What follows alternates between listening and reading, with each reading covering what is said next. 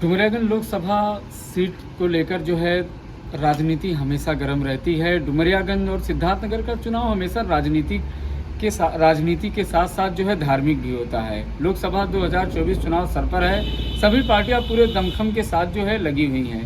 हमारे साथ piece party के जो है लोकसभा प्रभारी नौशाद आजम साहब हैं। हम इनसे बात करेंगे ये किस तरह की इनकी पार्टी की तैयारी है, इनकी क्या तैयारी है और इनके लोगों की क्या तैयारी है और किन मुद्दों पर चुनाव लड़ेंगे। नौशाद साहब, मेरे साथ बातचीत में आपका स्वागत है। लगातार देखा जा रहा है 24 सर पर है, सारी पार्टियां लगी हुई हैं। आपकी पार्टी किस तरीके की तैयारी कर रही है और किन मुद्दों पर आप लोग आ रहे हो? देखिए, हमारी पार्टी तो पूरी तरह से तैयार है।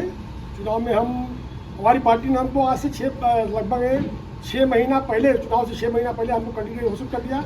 इससे जाहिर होता है कि हमारी पार्टी कितना संवेदनशील है इस चुनाव को लेकर। और हम उम्मीद करते हैं कि लोकसभा का जो चुनाव ये आने वाला है, इसमें चाहे जितनी भी पार्टियाँ हों, सपा हो, भाजपा हो या कांग्रेस का अलायंस हो, हम सभी पार्टियों को मजबूत टक्कर देंगे इंशाल्लाह। इसमें कोई दो राय नहीं है। और कोई वीआईपी नहीं है, जनता वीआईपी है। सिद्धार्थनगर की जनता चाहेगी, वही जनता का ही फैसला प्रिय होगा। और इंशाल्लाह ये उम्मीद करते हैं कि आने वाले चुनाव में यहाँ से पीस पार्टी का ही कैंडिडेट जीतेगा। और इंशाल्लाह पूरी कोशिश है कि पूरे प्रदेश में जिस तरीके से हमारे राष्ट्रीय अध्यक्ष जी लगे हैं और संगठन को मजबूत कर रहे हैं, हम 80 सीटों पे बढ़िया फाइट देंगे इंशाल्लाह। चाहे कोई मुझे अलायंस में ले ना ले, उससे कोई फर्क नहीं पड़ता। छोटे छोटे दलों का हमारे पास अलायंस है, हम उससे चुनाव लड़ेंगे इंशाल्लाह। सबसे बड़ी चीज़ ये है कि जो है सारी पार्टियां अलायंस करके आ रही हैं। सभी अपने जो है मैनिफेस्टो बता रहे हैं। आपका मैनिफेस्टो क्या होगा, किन मुद्दों पर आप चुनाव लड़ रहे हो?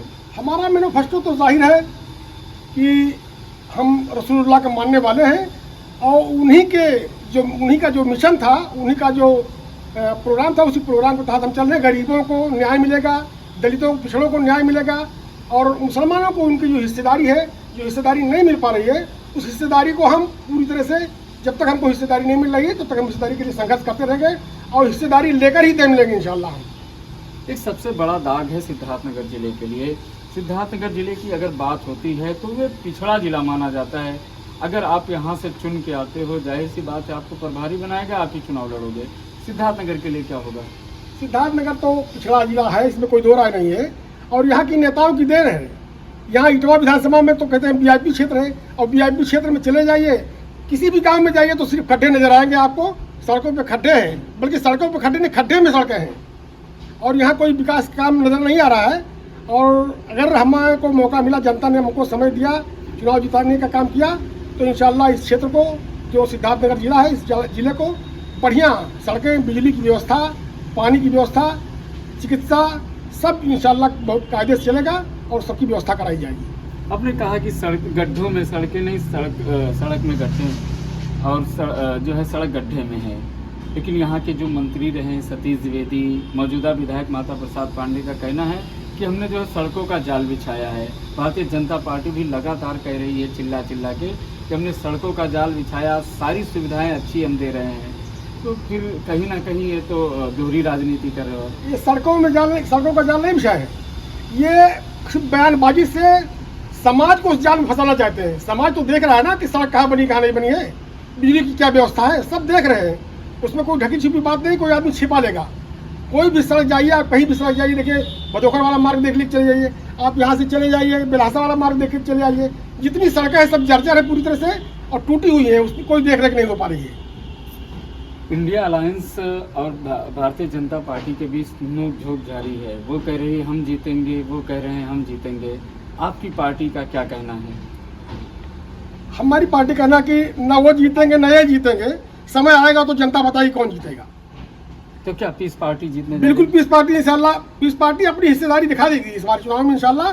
हम लोकसभा चुनाव उत्तर प्रदेश में इतना जीत के जाएंगे कि बिना हमारी किसी की सरकार नहीं बनने वाली दिल्ली में। इस बात को मैं चैलेंज के साथ दे रहा हूँ।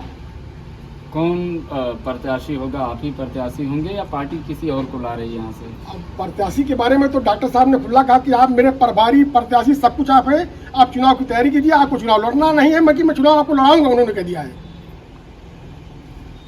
चलिए ठीक है, आप चुनाव लड़ेंगे। अगर जनता आपको चुनती है, क्या बड़े मुद्दे रहेंगे, क्या जो है लोकसभा डुमरियागंज की कमियां हैं, उन पर आप काम करोगे? सबसे बड़ी कमी ये है कि मुस्लिम समाज को हिस्सेदारी नहीं मिल रही, उस हिस्सेदारी की पहली चर्चा होगी। पहला मुद्दा हमारा यही है।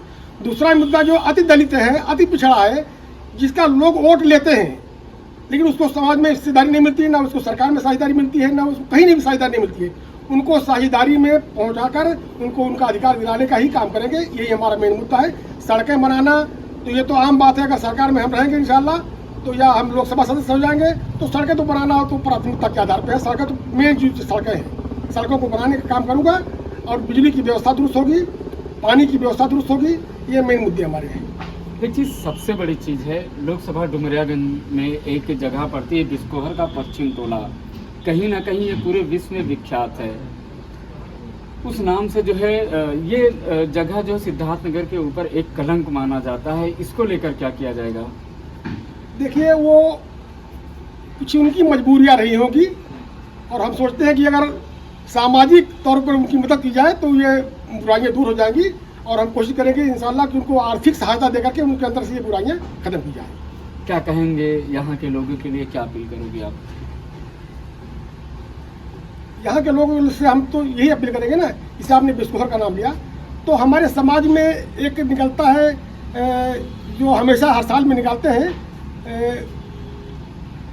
ज़कात का पैसा।